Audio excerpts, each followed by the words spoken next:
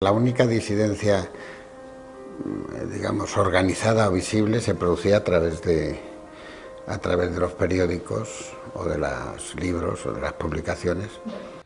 Pues resulta que una de las mejores cartas de presentación para ser gurú de la transición era haber sido un hijo mimado del franquismo, como Cebrián, al que mi generación conoció mandando y que ahora, todavía en el siglo XXI, pues sigue mandando. ¡Qué ambición! Nacido en Madrid en el año 44, Juan Lee, como así le llaman en la intimidad, fue uno de los afortunados de la posguerra y su cuna estuvo bien mecida por el bando golpista. Es hijo de Vicente Cebrián, figura del periodismo franquista que ejerció su profesión, ¿dónde? En el diario Arriba, que era el vocero de la Falange Española y de las Hons. La infancia de su pequeño fue tranquila, como cualquier niño en la escuela y con sus cuidadoras, dice en sus memorias, ya, como cualquier niño que no tuvo que pasar hambre, no tuvo que ver a su padre en la cárcel, no tuvo que ver muertos suyos de su familia en la cuneta. ¡Ay! Es verdad que en un momento de nuestra historia en la que era muy difícil tener acceso carnal a mujeres que no fueran prostitutas, es verdad que las criadas desempeñaron dentro de las casas donde trabajaban, bueno, esa función. En las casas de los señoritos que tenían criadas, sí, porque el pueblo era quien aportaba esas criadas. En las casas de los señoritos, Educado en la fe cristiana y en la doctrina del régimen, nuestro Juan Lee creció junto a la élite de la sociedad madrileña. Se formó en el conocido Colegio del Pilar, compartiendo pupitre, recreo y bocadillo, pues no sé, de algún producto caro, con celebridades de la talla de Aznar, Rubalcaba o Bert. Los años pasaron y el niño se hizo mayor, dejando por el camino una vocación sacerdotal que le llamaba desde lo profundo. Eso sí, se frustró, vaya usted a saber por qué. O sea que Juan Lee se convirtió en Cebrián, cursó humanidades y se convirtió en el reflejo de su papá. Y en 1963, pues que ya era periodista. Sus primeros pinitos fueron en el diario Pueblo, a las órdenes de Emilio Romero, figura clave de la prensa escrita de Franco y amigo íntimo de su familia. Del Pueblo nos referimos al periódico, no al conjunto de esa gente común y humilde de una población que vive en las 3.000 viviendas. Pasó a la jefatura de los servicios informativos de RTVE. Un nombramiento a dedazo por el último gobierno de la dictadura. Lo nombró el último gobierno de la dictadura porque eso de hijo de, en aquellos tiempos, todavía funcionaba. Franco ha muerto.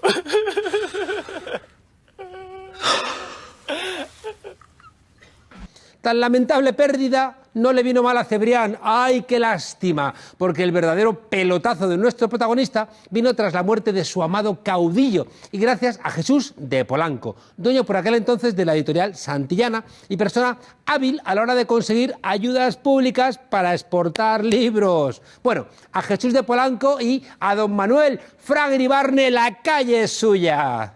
Porque no olvidemos que don Manuel fue el gran promotor de la creación de El País, con la esperanza de que le ayudaran en su objetivo de liderar la transición española, porque él se creía elegido.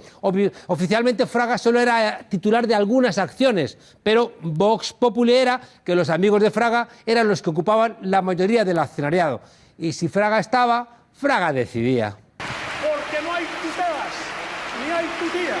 Ya te digo, esa es la verdadera historia del nacimiento del grupo Prisa y de cómo Polanco fue fichado por Fraga para que ayudara a la gestión del periódico que marcaría la transición. En principio le ofrecieron el puesto de director al escritor Miguel Delibes, pero rechazó, vaya usted a saber por qué, y entonces optaron por buscar uno así, pues no sé, amable, Juan Luis Cebrián, un chico del régimen que había publicado varios artículos elogiando ¿a quién? Pues al político gallego en el desaparecido diario Informaciones. Artículos de títulos muy sugerentes, El hombre de Londres o ¿qué hará Fraga? Vamos, odas a don Manuel, igual que le hacían durante el franquismo, odas al caudillo, y donde Cebrián defendía que solo si Fraga creaba un partido, pues la gente iba a confiar en la nueva democracia y íbamos a tener una maravillosa transición. Lo que no contaba Fraga era con el acercamiento al país de un grupito de jóvenes arribistas del PSOE. En sus memorias breves de una vida pública, el político gallego asegura que Cebrián le prometió que el país nunca sería revolucionario, y eso le cumplió, pero que nunca atacaría a su persona, y eso no lo cumplió. Al elegir entre canallas, Cebrián escogió pues un canalla más joven, más dicharachero y con aún menos principios que el gallego. Todos estos personajes se forraron y el enfado de don Manuel tuvo que ser de órdago. ¡La multa! ¡La multa! We must stop Godzilla before he destroys the city. En sus memorias y de manera totalmente humilde, Cebrián deja entrever que su figura ha sido clave en la transición española. Él y el rey Juan Carlos, baluartes de la democracia en España. ¡Ole! Apoyado por los gobiernos del PSOE, Juanli compró Antena 3 Radio y creó Canal Plus, un negociazo. Unos favores que devolvió con creces, ayudando a Felipe González en la época más oscura del partido. Eran aquellos tiempos en que cada mañana desayunábamos con un nuevo escándalo. Filesa, Palomino, Juan Guerra, Flick, Flock, Flack, Fluck, Fluck, Roldán, Los Gal. ¿Y ahí quién estaba de cancerbero? Juanli, parando todo lo que iba a puerta. Hay una cosa muy flexible. Yo te apoyo, a ti, tú me apoyas a mí, una X en la quiniela, ahora vamos con Tabarro Nuevo, ¡venga!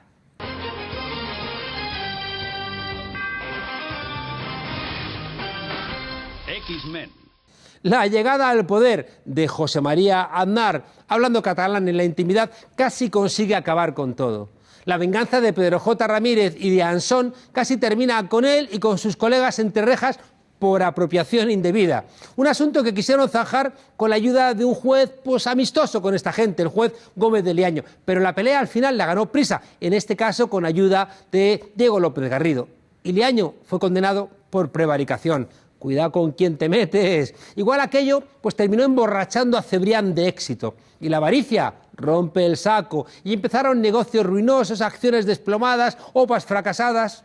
Todas aquellas cuestiones, todos aquellos errores terminaron regalando Prisa a millonarios de Qatar, de México, de Estados Unidos y cuidado, ¿y a fondos buitre de dónde? No, los fondos buitre no tienen patria. ¿Qué tiempos aquellos de las fotos falsas de un supuesto Chávez moribundo? ¿Qué tiempos aquellos defendiendo los golpes en Venezuela? La cosa llegó a estar tan malita que Mariano Rajoy y Soraya Sáez de Santa María tuvieron que echarle una manita a través de Telefónica y el Banco Santander. Y se lo cobraron, que estos no hacen nada gratis. Hubo un tiempo en donde el país parecía el ABC o una sucursal de la CIA y era cuando decía el país ¡que vienen los rusos!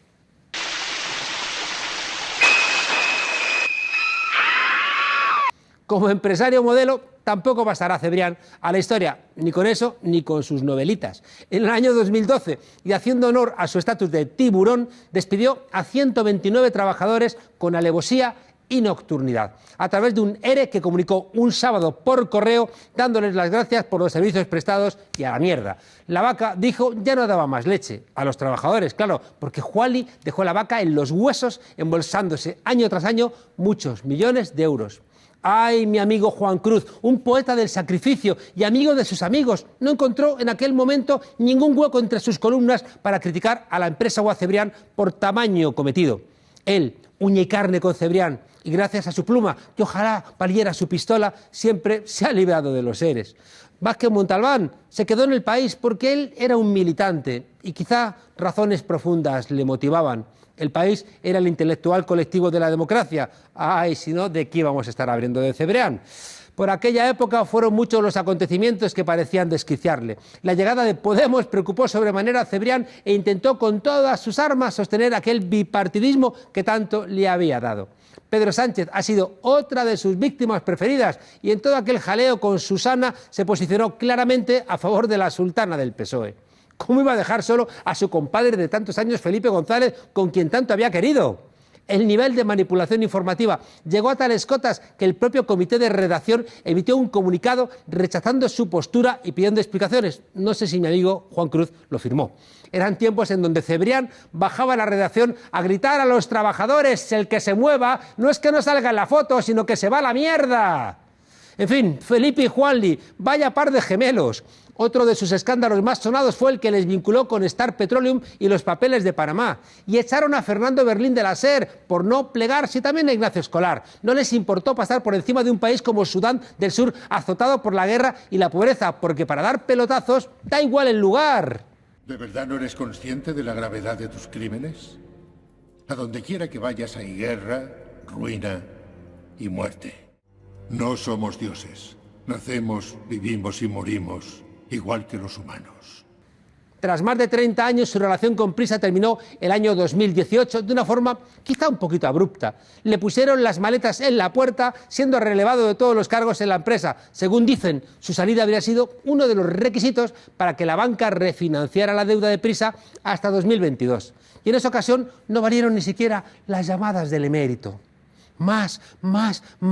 Este tipo de personajes nunca están satisfechos. Como quería estar en la Real Academia de la Lengua, pues le metieron a él, y para compensar, pues a Ansón. Para compensar familias, que no ideologías. En los últimos tiempos, Juanli ha tenido que conformarse con ser portada de la prensa del Corazón, una boda sin prisa, con la empresaria Mijaela Mijalcia, de Bilderberg al papel cuché. Y es que la beautiful people siempre ha sido más beautiful que people. Ay, Cebrián, tú que ponías y quitabas ministros, y a tu edad la humildad pues ya ni está ni se la espera. Como aquel elefante blanco del 23F, ¿te acuerdas? Por cierto, El País fue el que se inventó, bajo tu dirección, al Juan Carlos I como demócrata. ¡Ay, cuánto emérito! Claramente el rey fue, como decía José María Ariza, el motor de la transición. Él promovió la democracia. Eso es todo, amigos.